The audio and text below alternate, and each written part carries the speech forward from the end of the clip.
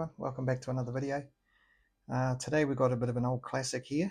We have got a Epoch Astro Wars. I don't know if people remember these ones, but used to see these on coffee tables a lot back in the day, but now getting harder and harder to find, and of course they're pretty old. These were actually made in released in 1981 by Epoch in Japan, and then they were distributed by Grandstand in the UK and Europe. Just a old school type game that used a VFD display, like a vacuum fluorescent display in them. But I know this one's not working. The power switch is a bit dicky on it. So what I'm going to do is we're going to pull this one apart, have a look on the inside, show you how everything works on it, get it going, and yeah, hopefully we'll be good to go. So all we do is we turn it upside down, and it just has the old style Phillips screws. There's a few of them here, a couple there, couple there, couple there, and one here which actually releases this little plate in the middle. So we'll just undo those screws and then we'll pull the thing apart. Right, I've taken all the screws out of there. They're all pretty much the same size, just all little Phillips screws in them. It can be a little bit tricky to pull apart these things. They sort of, yeah, a little bit annoying, but just gently sort of, if you can. There we go. It's falling out everywhere.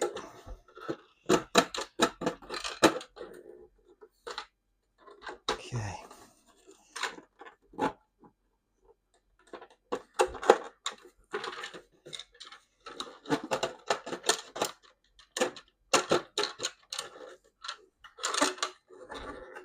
I do remember that this piece comes off separately, but it doesn't seem to want to do that either.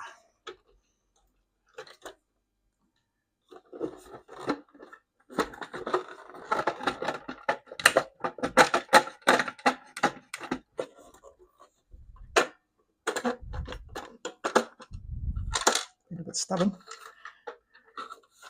There we go. That piece came out separate. So that piece comes out separately, and then that releases that piece, which is the display. Interesting with these is they use like this little plastic piece here, which is sort of it makes it bigger, magnifies this piece. But we'll put that aside.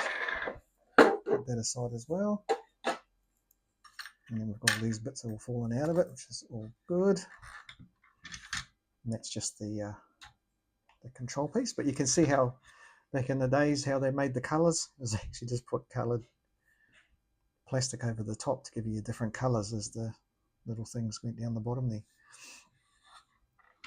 So the only issue with this is the power switch, which is this piece here. So all it is this contact just slides back and forwards and just contacts those 2 points. So it'll just be dirty. It'll all be. But what we'll do is we'll pull all these off as well, all these rubber pads, and give them a clean underneath, and then we'll test it all and make sure it's working okay. But yeah, they're pretty basic. The main motherboard is underneath this piece here. I won't remove it because there's nothing wrong with it, but it's just underneath there.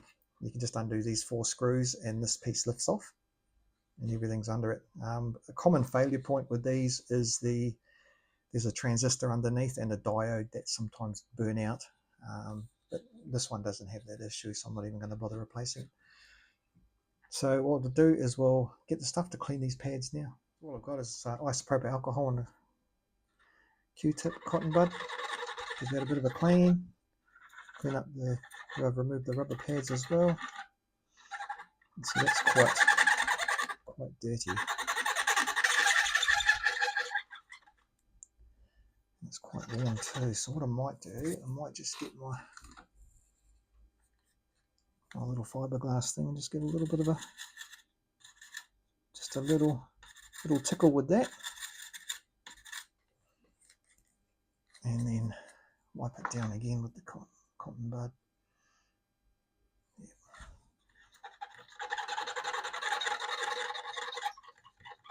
It's looking a bit better.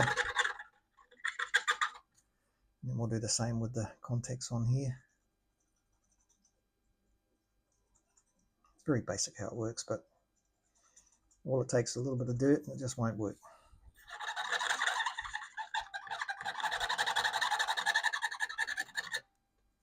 Right.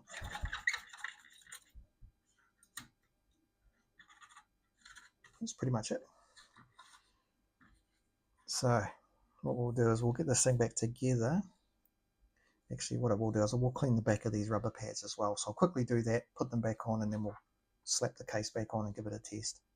Actually, what I have done, I have pulled this off the front so I can let you guys have a bit of a look. Real neat how they work with the vacuum fluorescent tube. There it is there. Very, very careful with this little nipple at the bottom. If you break that off, the thing just won't work. And the common fail points on these is this SO3 diode here. SO3 transistor here. This one. That's a common fail point. And this S09 diode, Zener diode here. And I think sometimes the S10 goes as well. And always check the capacitors as well, just to make sure they're not bulging or anything like that, and they look pretty good to me. But I do know this one's good, so we're pretty much good to go. But that just gives you a little look at it. And here's that little screen piece that just sits over the top, because without that it would just be all the one color. So I'll just put that back together, put everything on, and we'll put the case back together. Okay, so what I've done is I've put all this piece back together, because all of these buttons have to sit in the front plate and you've got to turn it and put it on. And so I put the 3 screws back in there just to hold this piece in, and everything seems to be in the correct place. And then we should be able to just slide our cover back. It's a bit weird how these go on. It's yeah, a little bit fiddly. Yeah, so fiddly.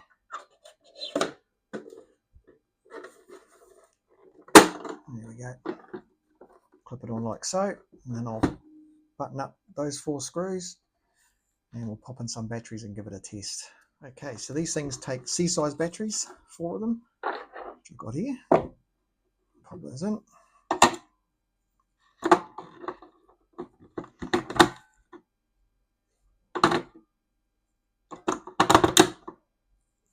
Cover on. Oops.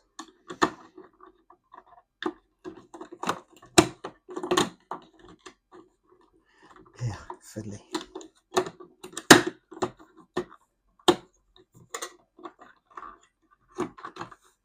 Just get them all to seat properly. There we go. Right. So what I'll do is I'm going to turn off the lights. There's been a vacuum fluorescent display. Easier to see in the dark. So I'll just turn off the lights, I'll come back and we'll test it. Okay, lights are off, but because my phone's adjusting for the darkness. But yeah, we'll turn it on. I mean, the VFD displays do look a bit funny on camera, but in real life they're actually really nice and clear and sharp. So let's just turn it on. Good sign. Excellent. All right, so what you can do is you can actually select your different games. You've got 1 to 4. Let's just go 4, start. It's just a classic shoot 'em up game. But actually really neat. I remember these back in the days when they came out. If you had one of these, you were cool. The only thing is you can't adjust the volume. It's always that loud. But yeah, that is so cool. So just a short video today, but I hope you enjoyed that one. Just an old classic from 1981. Yeah, I've already got one of these in my collection, so I'll probably put this one on Marketplace and sell it. But yeah, if you enjoyed that, give it a thumbs up. Do a video every week. Subscribe to the channel if you want to see more, and I'll see you in the next one.